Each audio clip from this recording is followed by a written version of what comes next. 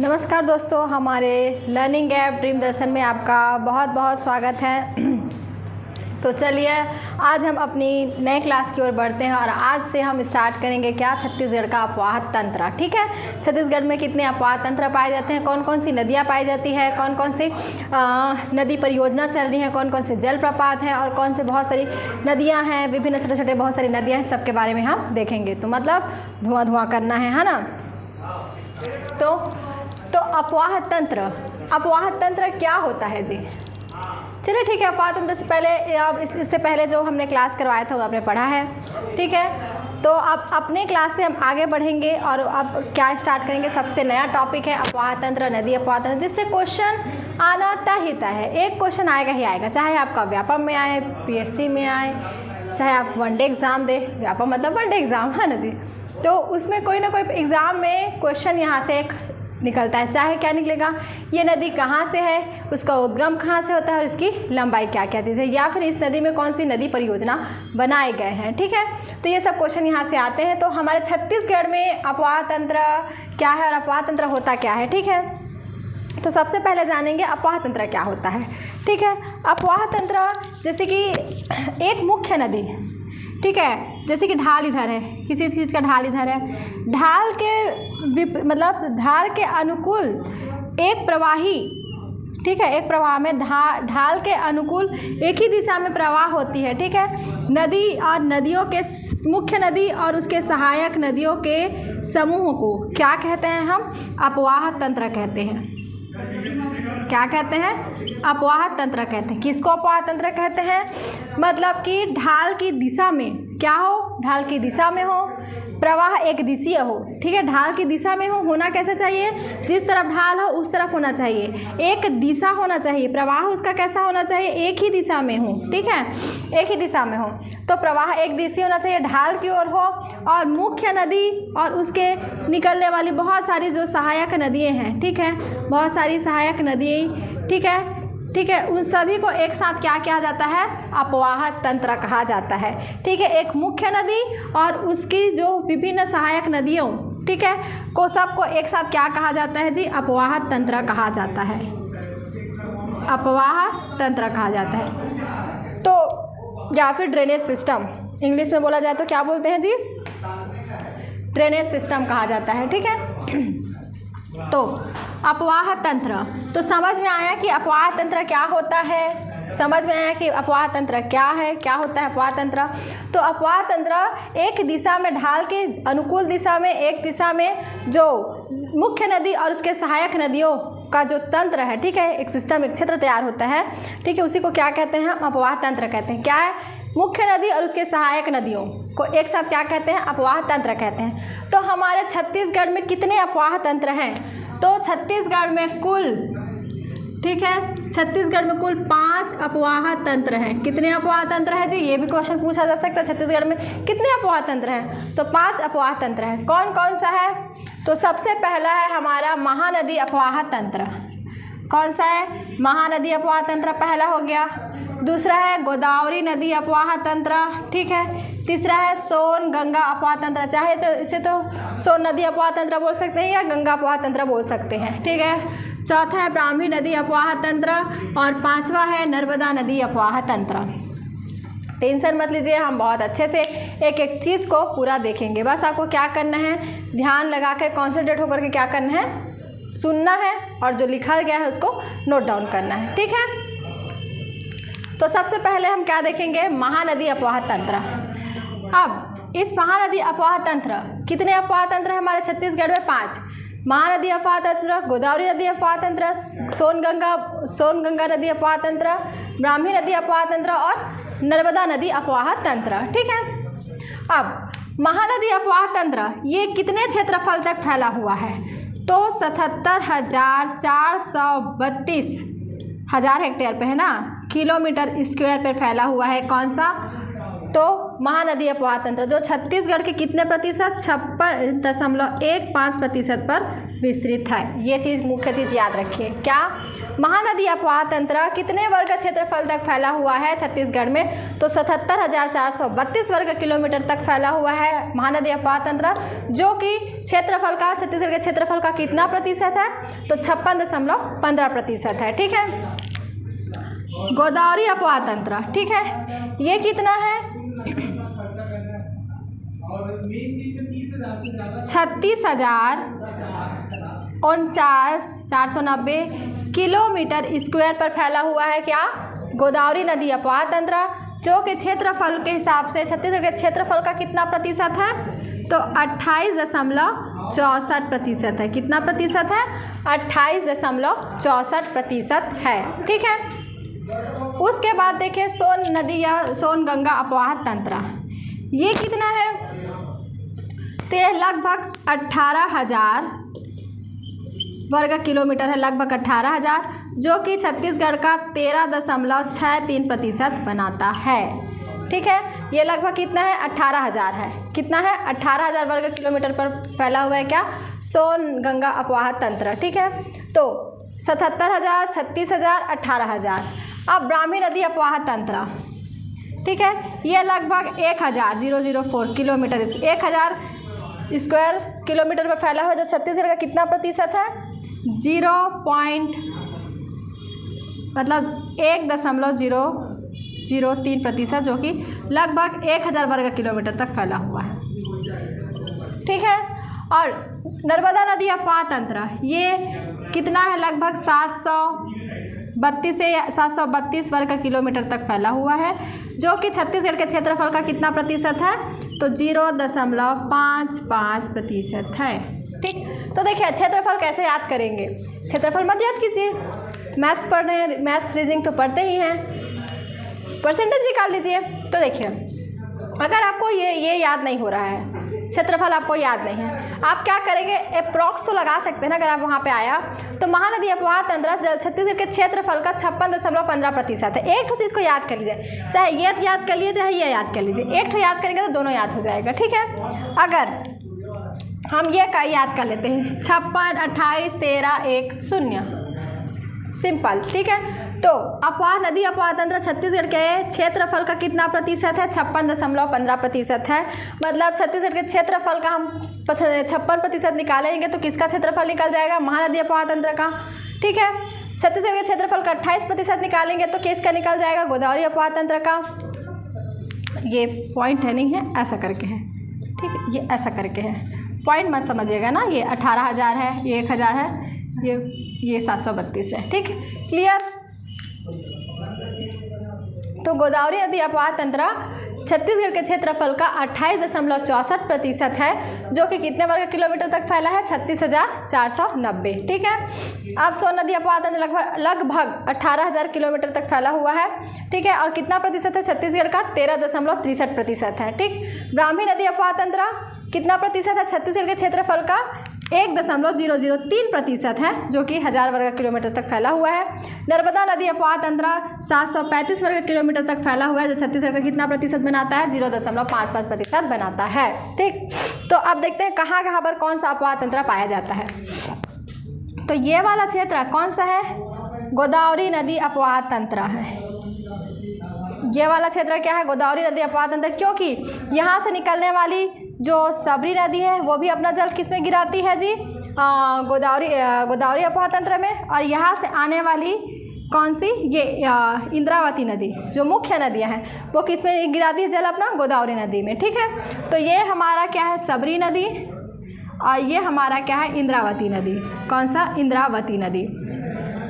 ठीक है। तो और ये मुख्य नदी कौन सा है? तो ये गोदावरी नदी अपवाह तंत्र, गोदावरी अपवाह तंत्र। ठीक है। तो यहाँ पर ये जो गोदावरी अपवाह तंत्र है, किसको मिला करके? इंद्रावती सबरी नदी, जो कि पूरे छत्तीसगढ़ का कितना प्रतिशत बनाता है? 28.64% बनाता है। ठीक, क्लियर हुआ। अब हम देखेंगे क्या यहाँ पर, यहाँ से अमरकंटक की पहाड़ी, मैकल की श्रेणी अमरकंटक की पहाड़ी से क्या निकलता है? ये सोन नदी जाती है। ठीक है। इधर ये गंगा नदी से क्या होती है? मिल जाती है। किससे मिलती है? गंगा नदी से मिलती है। ठीक है। तो हमारे यहाँ से जो निकलने वाली नदी है कौन सी, बनास नदी हो, चाहे गोपद नदी हो, ठीक है, चाहे रिहंद नदी हो, चाहे कन्हान नदी हो, ठीक है, सब कहाँ जाती है, ऊपर वाले क्षेत्र में, ठीक है। तो ये किसका हिस्सा है, सोन गंगा अपवाह तंत्र, सोन गंगा अपवाह तंत्र का हिस्सा है, ठीक। और ये वाला पूरा क्षेत्र है, यहाँ से निकलती है क्या, महानदी, ठीक है, यहाँ से महानदी निकलती है और ये उड़ीसा वाले क्षेत्र में चली जाती है। ये है कौन सी, महानदी अपवाह तंत्र।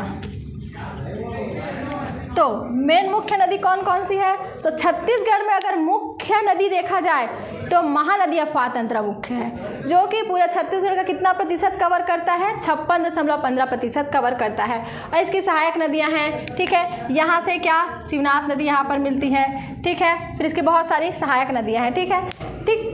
और ये क्या है, बनास नदी, गोपद नदी, रिहंद नदी और कन्हान नदी, जो कि कहाँ, सोन गंगा अपवाह तंत्र का हिस्सा है। ये महानदी अपवाह तंत्र का हिस्सा है। दंडकारण्य का पठार कौन सा अपवाह तंत्र का हिस्सा है, गोदावरी अपवाह तंत्र का हिस्सा है।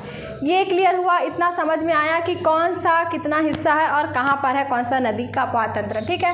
क्यों इसको गोदावरी अपवाह तंत्र का हिस्सा माने, क्यों इसको सोन गंगा अपवाह तंत्र का हिस्सा माने, क्यों, क्योंकि यहाँ से जो निकलने वाली जो नदियाँ हैं वो कहाँ, मुख्य नदी क्या है, कौन सी है, ये गोदावरी नदी अपवाह तंत्र, ठीक है। ये जो मुख्य नदी है उससे कौन सी नदी हमारे छत्तीसगढ़ की, सबरी नदी, इंद्रावती नदी मिलती है। मतलब ये किस मुख्य नदी का भाग है, तो गोदावरी अपवाह तंत्र का। इसमें मुख्य नदी कौन सी है, महानदी, जिसमें शिवनाथ नदी, लात नदी, हरसेव नदी सब आकर इसमें मिलती है। तो मुख्य नदी कौन सी हो गया, महानदी। मतलब ये वाला क्षेत्र किस क्षेत्र का है, महानदी अपवाह तंत्र का। फिर ये वाला हिस्सा सोन गंगा अपवाह तंत्र, यहाँ से सोन नदी जो निकलती है यहाँ पर जाके पटना में, पटना बिहार में गंगा से क्या होती है, गंगा से मिल जाती है, ठीक है। तो छत्तीसगढ़ में कौन कौन सी नदी, बनास, गोपद, रिहंद और कन्हान नदी, ये सब कहाँ जाती है, सोन गंगा अपवाह तंत्र में अपना जल गिराती है, ठीक है। तो ये हो गया ऊपर वाला हिस्सा, ये सोन नदी गंगा अपवाह तंत्र में, ये महानदी अपवाह तंत्र में, ये गोदावरी अपवाह तंत्र में। तो आप बोलोगे ये तो 3 ही हुआ, और 2 ठो बताएं, वो कहाँ है, भाई बता रहे हैं, यहाँ पर है ब्राह्मी नदी अपवाह तंत्र। ब्राह्मी नदी अपवाह तंत्र से 2 नदी निकलती है, क्या क्या, शंख और कोयना। तो ये कोयना नदी है और ये शंख नदी है, ठीक है। तो कोयना नदी हमारे जसपुर साइड में थोड़ा सा स्पर्श करके जाती है, मतलब कौन सा वाला क्षेत्र है, ये ब्राह्मी नदी अपवाह तंत्र है, ब्राह्मी नदी अपवाह तंत्र, इसलिए ये हिस्सा है अपवाह तंत्र, ठीक, क्लियर हुआ।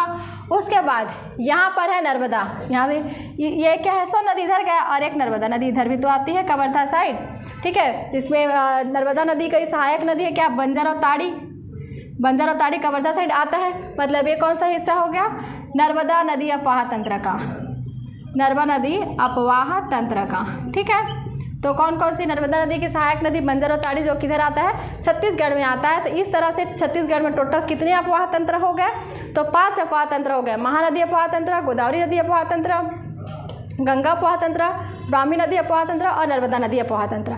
क्लियर हुआ यहाँ पर कौन कौन सा है, कितना वाला भाग है और कितना कितना प्रतिशत है, ठीक। अब हम क्या देखेंगे, एक एक चीज़ को देखेंगे, क्या को देखेंगे, अब हम देखेंगे महानदी अपवाह तंत्र को देखेंगे। अब सब एक एक महानदी, जैसे कि उस टाइम हमने देखा था प्राकृतिक विभाजन देखा था, ठीक है। छत्तीसगढ़ के प्राकृतिक विभाजन में हमने क्या किया था, छत्तीसगढ़ के प्राकृतिक विभाजन में हमने जो 4 भागों में विभाजित किया गया था प्राकृतिक विभाजन से, जैसे पूर्वी बुंदेलखंड का पठार, जसपुर सामरी पाट प्रदेश, छत्तीसगढ़ महानदी बेसिन और फिर दंडकारण्य का पठार, एक एक चीज़ को हमने पोस्टमार्टम करके किया था। उसी तरह अब नदी को भी हम क्या करेंगे, पोस्टमार्टम करके देखेंगे, है ना, मज़ा आएगा एकदम। छोटा छोटा नदी कहाँ पर है, क्या है, और ये भी देखेंगे कि आप जहाँ रहते हैं वहाँ से आसपास कौन सी नदी निकलती है, ठीक है, कौन सा नदी जाती है, आप जहाँ रहते हैं कौन सी नदी अपवाह तंत्र का हिस्सा है, बताइए। अब आप महानदी बिलासपुर, चाहे दुर्ग संभाग, चाहे रायपुर संभाग में है, मतलब आप कौन से अपवाह तंत्र, कौन से नदी अपवाह तंत्र में रहते हैं, तो महानदी अपवाह तंत्र में, ठीक है। अगर आप सरगुजा साइड रहते हैं तो आप कहाँ, सोन गंगा अपवाह तंत्र में। जसपुर साइड रहते हैं तो कौन सा वाले में, ब्राह्मी नदी अपवाह तंत्र में। बस्तर साइड रहते हैं तो गोदावरी नदी अपवाह तंत्र में, ठीक है।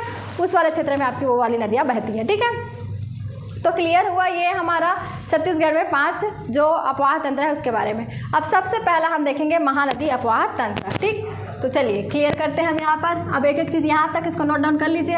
अब एक एक चीज़ को देखेंगे, ठीक है। तो सबसे पहला हेडिंग डालिएगा महानदी अपवाह तंत्र। चलिए नोट डाउन कीजिए, चलिए लिखिए महानदी अपवाह तंत्र। क्या लिखेंगे आप, महानदी अपवाह तंत्र, ठीक। तो चलिए हम लिखेंगे क्या,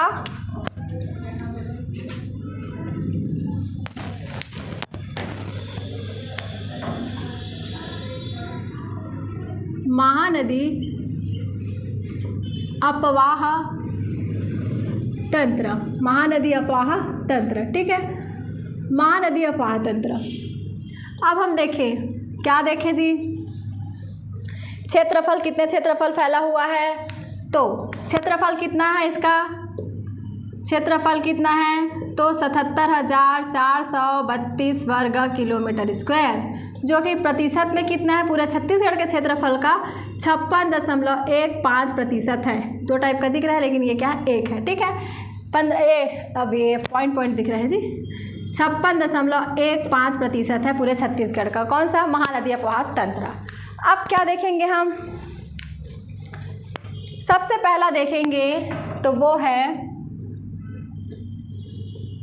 जिले, कौन कौन से जिले में ये है, ठीक है। तो महानदी तंत्र का हम क्या देखेंगे, जिला देखेंगे, कौन कौन से जिला में है, ठीक है। तो चलिए जिला लिखिएगा,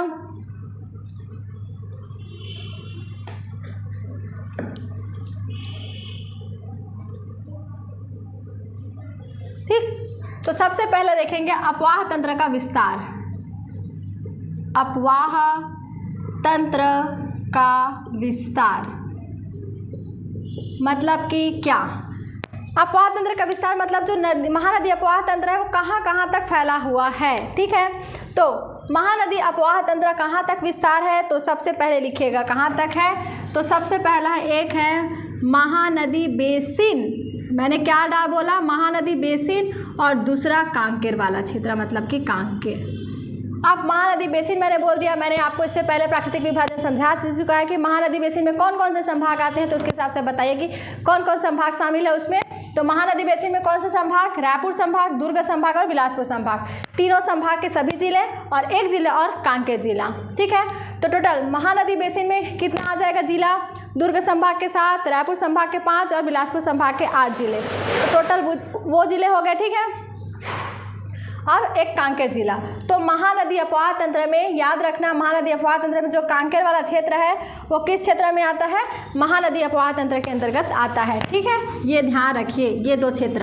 अब इससे बताइए कौन कौन सा संभाग, इस संभाग को लिख लीजिए, कितने संभाग आते हैं, तो दुर्ग संभाग, रायपुर संभाग और बिलासपुर संभाग, तीनों संभाग आते हैं और इस संभाग के सभी जिले इसमें शामिल है। और एक और जिला शामिल है, कौन सा जिला, कांकेर जिला, ठीक है। तो इतने जिले में अपवाह तंत्र का विस्तार पूरे किसका है, महानदी अपवाह तंत्र का ये वाला भाग है, ठीक है। अब प्रवाह क्षेत्र, प्रवाह क्षेत्र, प्रवाह क्षेत्र मतलब कौन कौन से क्षेत्र से, ठीक है, कौन कौन से जिला से, ये तो पूरा विस्तृत है, मतलब केवल महानदी ही नहीं, अपवाह तंत्र बोल दिए तो केवल महानदी ही नहीं, महानदी के अलावा शिवनाथ नदी, हसदो नदी, लात नदी, ठीक है, जोक नदी, ठीक है, और बहुत सारे हैं, मान नदी, केलो नदी, ये सभी नदियों को शामिल करके हमने देखा कि इतने जिलों में विस्तारित है। अब हम क्या बोलेंगे, प्रवाह क्षेत्र। प्रवाह क्षेत्र में हम क्या देखेंगे कि महानदी जो वो उसकी जो मुख्य नदी है वो कहाँ कहाँ से, कौन कौन से जिला से जाता है, जो मुख्य नदी, इसमें अपवाह तंत्र में बोले क्या, मुख्य के साथ साथ सहायक नदी, इसमें क्या था, मुख्य नदी के साथ में कौन सा था, सहायक नदी शामिल थी, ठीक है, सहायक नदी। अब इसमें क्या होगा, केवल और केवल मुख्य नदी, मुख्य नदी जो है उसका प्रवाह क्षेत्र कौन कौन से जिले में है, ठीक है। तो चलिए पहले तो हम क्या कर लेते हैं, डायग्राम बना लेते हैं, क्या बना लेते हैं, डायग्राम बना लेते हैं, क्यों, क्योंकि डायग्राम देखेंगे तभी हमको क्या होगा, प्रवाह क्षेत्र समझ में आएगा, ठीक है। तो चलिए एक बनाइए, ड्रॉ कीजिए जल्दी जल्दी। इसीलिए सबसे पहले हम आपको क्या बताएं, मैप बनाना सिखाएं कि मैप होगा तो आपको हर चीज़ में, चाहे आप भूगोल का कोई भी टॉपिक पढ़ें, आपको मैप अगर पता है तो आप कठिन से कठिन चीज़ को आप सरल से सरल वे पे क्या है बना करके क्या कर सकते हैं, आप पढ़ सकते हैं, है ना। तो चलिए अब पहले मैं बताया है महानदी जो है, मुख्य नदी कौन सी है, महानदी, वो कहाँ से निकलता है, सिहावा पर्वत से निकलता है, यहाँ से निकलता है, ठीक है। अब मुख्य जिला कौन कौन सा है, कि कितने जिले शामिल है, तो टोटल प्रवाह क्षेत्र में कितने जिले शामिल हैं, 11 जिले शामिल है, लिखिएगा कितने जिले हैं, 11 जिले। अब ये कौन कौन सा जिला है वो मैं आपको बताती हूँ, ठीक है। यहाँ से निकलता है, ठीक है, यहाँ से निकलने के बाद ये थोड़ा सा कांकेर वाले क्षेत्र में जा करके ये बालोद जाता है, फिर धमतरी जाता है, फिर गरियाबंद जाता है, महासमुंद जाता है, रायपुर जाता है, बलौदा बाजार जाता है, जांजगीर जाता है, शक्ति जाता है, सारंगढ़ जाता है, फिर रायगढ़ से होते हुए वह इधर चला जाता है। तो कितने जिले शामिल है, महानदी जो मुख्य नदी है वो कहाँ तक गया? तो सबसे पहला है धमतरी जिला, फिर कांकेर जिला, फिर बालोद जिला, फिर गरियाबंद, फिर महासमुंद, फिर धमतरी, फिर बालोदा बाजार, फिर जांजगीर चांपा, फिर शक्ति, फिर सारंगढ़, फिर रायगढ़। तो टोटल कितने ज़िले हो गए? तो 1 2 3 4 5 6 7 8 9 10 11। तो टोटल कितने ज़िले हो गए? 11। तो 11 ज़िले के नाम लिखे। कौन कौन सा है? पहला जी तो प्रवाह क्षेत्र जो नदी है कहाँ से गई है, ठीक है, एक एक चीज़ को देखिए कहाँ से गई है, इसीलिए मैंने आपको डायरेक्ट मैप पे बनाना सिखा रहे हैं जो मैप क्लियर हो आपका, ठीक। तो क्या है सबसे पहले कौन कौन सा जिला? तो सबसे पहला जिला है धमतरी। कौन सा जिला है? धमतरी। हम किसकी बात कर रहे हैं? महानदी अपवाह तंत्र देख रहे हैं। तो अपवाह तंत्र की मुख्य नदी कौन सी है? महानदी है। महानदी अपवाह तंत्र की मुख्य नदी है कौन सी है? महानदी। तो महानदी के हम देख रहे हैं कौन कौन से जिलों से होकर जाता है मुख्य नदी। तो पहला है धमतरी प्रवाह क्षेत्र। दूसरा धमतरी के बाद हम कहाँ गए? कांकेर गए, ठीक है। कांकेर के बाद कहाँ गए? हम बालोद गए, ठीक। कहाँ गए? बालोद गए। बालोद के बाद हम कहाँ गए? गरियाबंद गए, ठीक है। गरियाबंद गए। गरियाबंद के बाद हम कहाँ गए? ठीक, गरियाबंद के बाद कहाँ गए जी? हम महासमुंद गए। कहाँ गए? महासमुंद। हम नदी में तैर रहे हैं, समझो नदी से तैरते तैरते हम जा रहे हैं। महासमुंद से रायपुर गए, ठीक है। फिर रायपुर से कहाँ गए? बलौदा बाजार, ठीक है। और फिर कहाँ गए? बलौदा बाजार से जांजगीर चांपा। कहाँ गए? जांजगीर चांपा। आप लोग हैं कहाँ? जांजगीर चांपा से, ठीक है। तो हम अभी कहाँ जा रहे हैं? तैरते तैरते जांजगीर चांपा। फिर जांजगीर चांपा से शक्ति, ठीक है। अभी जो नया जिला बना है शक्ति। फिर शक्ति के बाद हम गए सारंगढ़, और सारंगढ़ से फिर लास्ट हम रायगढ़ में जा कर के रायगढ़ से बाहर ये अपना जो जल है वो कहाँ से ले जाती है? उड़ीसा। उड़ीसा में अपना जल कटक के पास जा कर के गिरा देती है, ठीक है। कटक उड़ीसा में जाता है, ठीक है। तो निकला कहाँ? सिहावा पर्वत से। निकला कहाँ? सिहावा से। और गए कहाँ? उड़ीसा कटक के पास। उड़ीसा कटक, ठीक है, वहाँ गया। क्लियर हुआ? तो महानदी अपवाह तंत्र कितने क्षेत्रफल पर फैला हुआ है, अपवाह तंत्र का विस्तार कहाँ तक है, और प्रवाह क्षेत्र क्या क्या है, यहाँ तक क्लियर हुआ। अब हम क्या देखेंगे? अब तटवर्ती नगर। अब तटवर्ती नगर मतलब ये जहाँ जहाँ से जा रहे हैं वहाँ वहाँ कौन कौन से नगर बसे हुए हैं, हमको वो देखना है। तो कौन कौन से नगर बसे हैं? तटवर्ती नगर कौन कौन सा है? तो चलिए देख लेते हैं। तो सबसे पहले धमतरी में कोई नहीं, यहाँ पर कांकेर में है चारामा। क्या है? चारामा, ठीक। ये राजिम, ठीक है, राजिम, ठीक। सिहावा सिरपुर। सिरपुर। फिर क्या है यहाँ पर? 2 क्षेत्र, एक है आरंग और एक चंपारण, ठीक। 2 क्षेत्र से 2 नगर है इसके तट पर, इस नदी के तट पर बसे हुए। तटवर्ती नगर मतलब कि जहाँ से नदी जा रही है उसके तट पर बसे हुए क्या है? शहर या नगर के नाम है, ठीक है। फिर पलारी। पलारी कहाँ? बलौदा बाजार में। फिर जांजगीर चांपा में कहाँ? शिवरी नारायण और केरा। शिवरी नारायण और केरा। शक्ति में कहाँ? चंदरपुर, ठीक। और इधर जाता तो है लेकिन किसी तट पर बसा हुआ शहर नहीं है, ठीक है। तो देखिए, तो महानदी जो तटवर्ती नगर पर तो क्या है? पहला यहाँ से जाए, देखो धमतरी से 2 बार गुजरता है लेकिन उसके तट पर कोई धमतरी का कोई भी नगर या शहर नहीं है उसके तट पर, ध्यान रखिएगा। तो कांकेर में है चरामा, ठीक है। और गरियाबंद में क्या है? राजिम। महासमुंद में सिरपुर, और रायपुर में आरंग और चंपारण, बलौदा बाजार में पलारी, और जांजगीर चांपा में शिवरी नारायण और केरा, और शक्ति में चंदरपुर। तो इतना क्षेत्र क्या है? इसके तटवर्ती नगर है। तो इसके तटवर्ती नगर को लिखिए। कौन कौन सा है इसके तटवर्ती नगर? तो सबसे पहले लिखेंगे चारामा। चारामा कहाँ? कांकेर वाला क्षेत्र। फिर चारामा के बाद कहाँ गया? राजिम। राजिम कहाँ है? गरियाबंद, ठीक है। राजिम के बाद कहाँ गए? सिरपुर। सिरपुर में कहाँ? गंधेश्वर मंदिर है ना, गंधेश्वर मंदिर, ठीक है। बोल दे, अभी अभी पूछा गया था, सिरपुर ना लिख करके डायरेक्ट बोल दिया था कि गंधेश्वर मंदिर किस नदी के तट पर है? तो महानदी के तट पर है। क्यों? क्योंकि यहाँ पे सिरपुर ही कहाँ पर है? महानदी, जो सिरपुर है महानदी के तट पर है, ठीक है।